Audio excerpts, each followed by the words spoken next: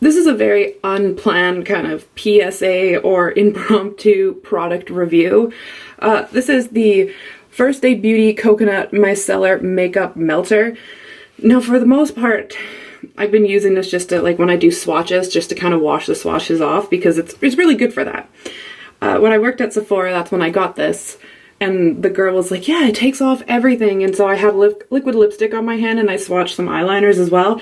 And she's like, here, I'll show you. And she put it on and she was rubbing and rubbing. And she's like, well, not every makeup remover is good at taking off liquid lipstick. It didn't remove shit. However, it's good at taking off eyeshadow with no primer, no setting spray. So that's what I've been using it for. But the other day, oh, it hurts. I just got that everywhere. But the other day, I put something on my eye and I had to get it off right away.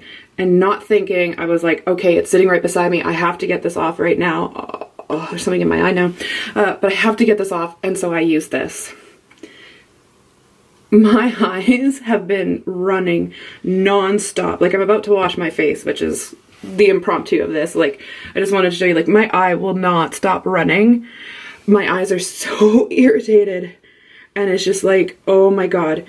And so I was out in the living room and I was like, okay, let me just get this off, and I grabbed this and I'm like, oh, son of a, like, oh, just don't do it.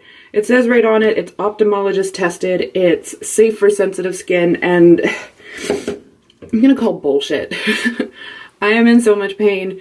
This is your quick, like, 2-minute PSA. Do not touch the Coconut Micellar Melt Off Makeup whatever by First Aid Beauty.